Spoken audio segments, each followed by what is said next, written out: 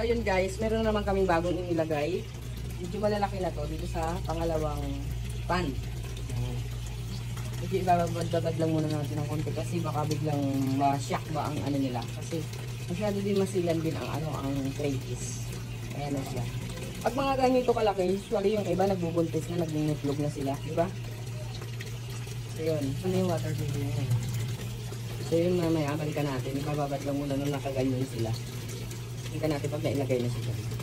Guys, at napakawala na sila. Ayan.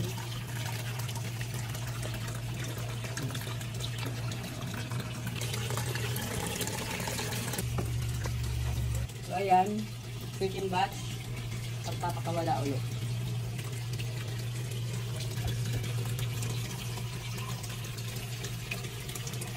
May third batch pa. Mga 5 minutes ulit bago makakawalan. Ang third batch na, lagyan muna natin ng kunti-kunti lang ng tubig.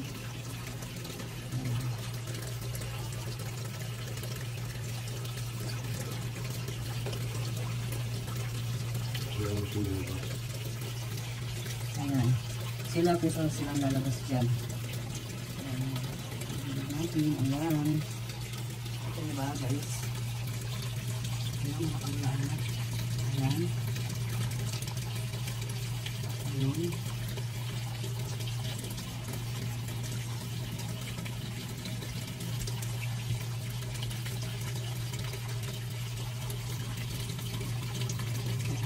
Isa silang lumalabas.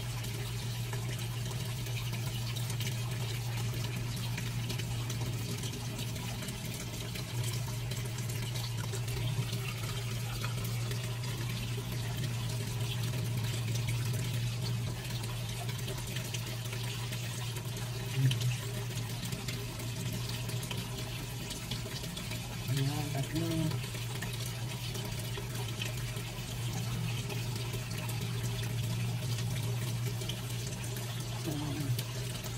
Ayan. Ang dalawa kong natitira. Ayan. Tingin mo guys. Yung isa mo kung ayaw kong lalabas Mas gusto yata niya dito.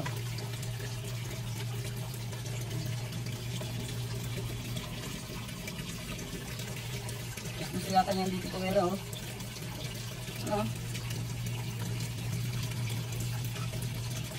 ayaw pa niya talaga naalis.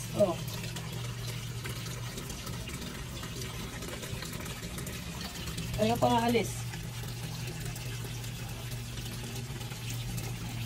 Diba? Ayaw pa nga alis ayan. Ayun, nakalabas na din.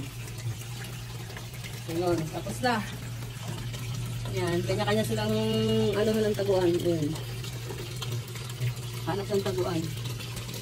Ayun, so yun lang guys. Thank you for watching and follow for more. Bye!